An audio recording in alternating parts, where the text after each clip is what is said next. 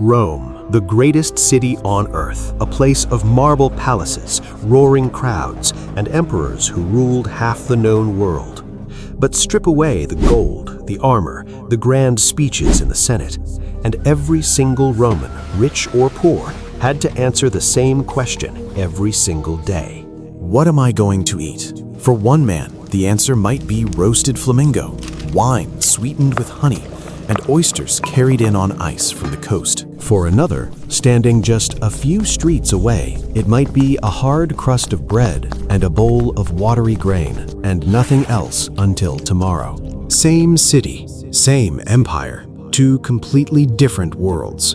So let's follow both of them, from sunrise to midnight. One single day in ancient Rome, lived two very different ways. Introduction. Food tells us more about a society than almost anything else. It shows us who held power, who went hungry, who worked, who ruled, and who simply survived. In ancient Rome, food wasn't just fuel. It was status, it was politics, it was even entertainment. To understand Rome, we don't need to start in the Senate. We need to start in a kitchen, or for most Romans, a street corner with no kitchen at all. Let's meet our two Romans. One lives in a cramped apartment building called an insula, 7 floors up with no running water and no hearth. The other lives in a private house near the Palatine Hill with an entire staff of enslaved cooks and a courtyard full of imported delicacies. Same sunrise, same city. Let's watch their day unfold. Morning.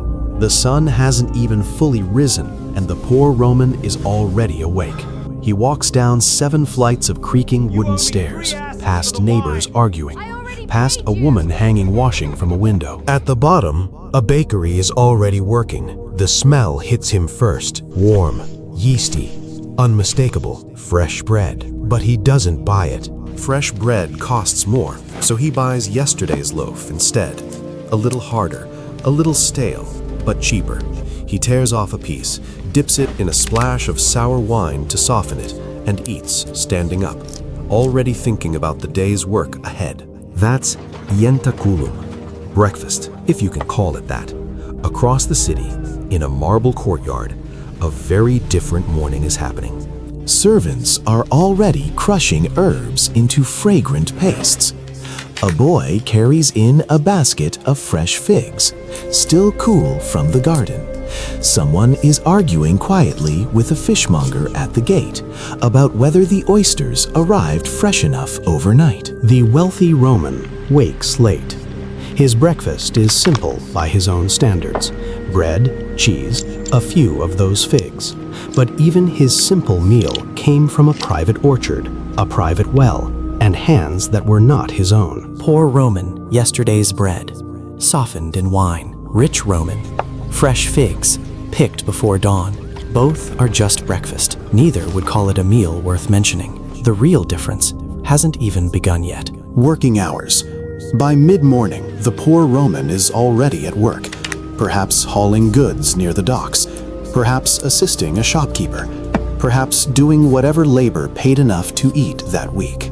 There is no lunch break in the modern sense, just a pause whenever one is possible. The wealthy Roman, meanwhile, might spend his morning receiving visitors, discussing business, or simply being seen in the forum, because in Rome, being seen was its own kind of work. Here's something that might surprise you. For the wealthiest Romans, an entire household might include not 5 or 10 enslaved workers, but hundreds: cooks, servers, food tasters, and messengers. Some households employing over 400 enslaved people just to keep daily life running. 2 men walking through the same city at the same hour, one carrying crates on his shoulder, the other trailed by an assistant carrying his correspondence. Lunch and the market. Midday brings prandium, a light lunch often eaten on the move. For the poor Roman, there is no kitchen to return to. Most apartments in the insulae had no hearths at all.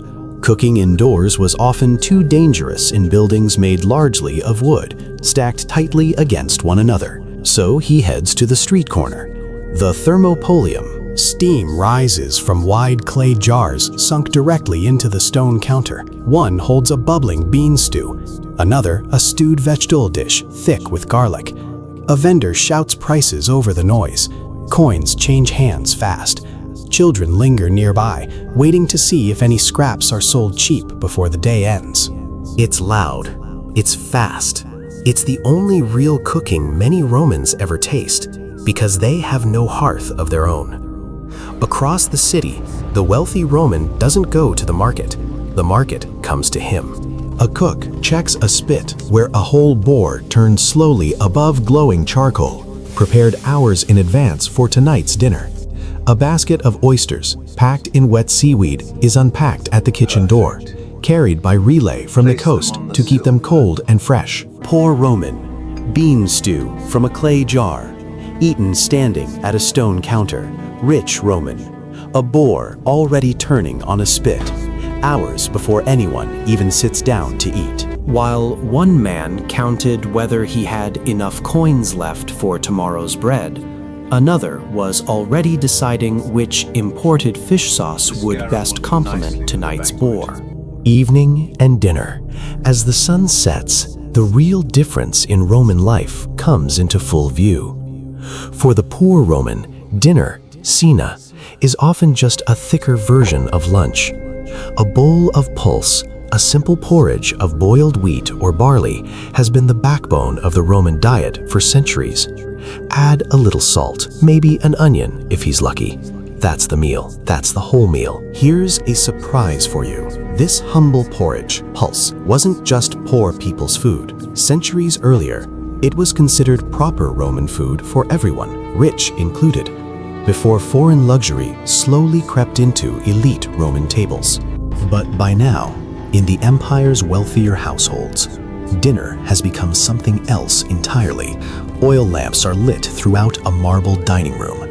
Musicians play softly in the corner.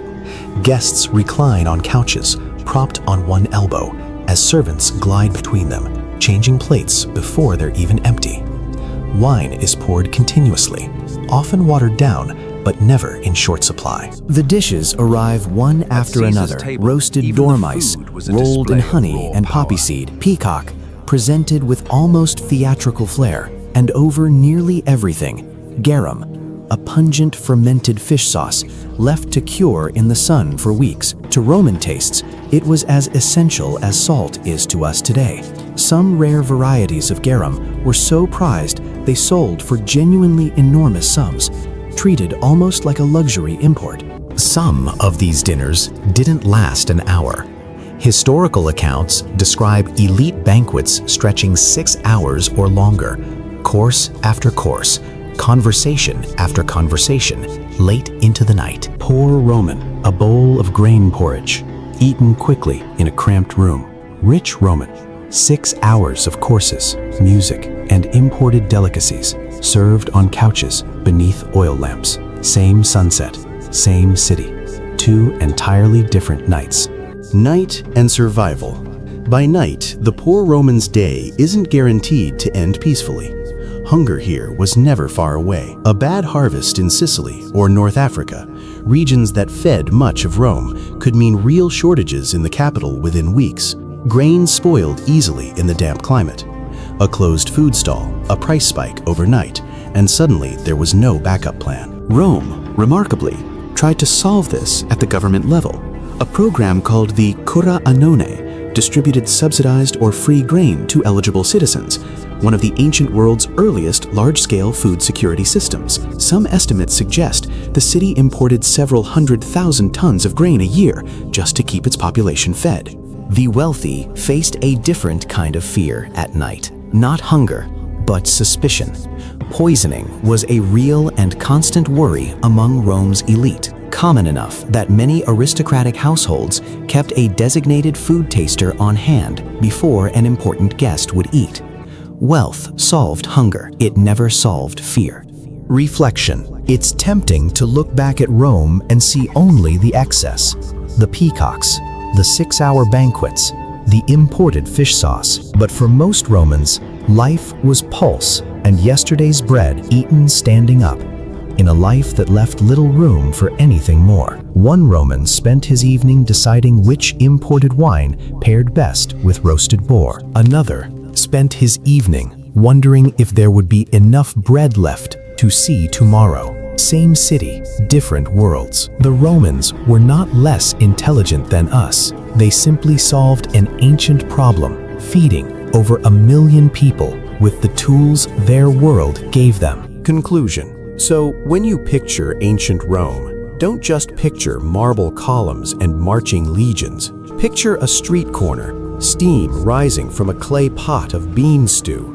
Picture a dining room, oil lamps flickering as a servant lowers a plate of honeyed dormice onto the table. 2 meals, 2 lives, 1 single city. Every empire tells 2 stories. One is written in marble, the other is written in bread. If you had been born in ancient Rome, do you think you would have ended up reclining at that banquet table or standing at the street counter, waiting for your turn to eat?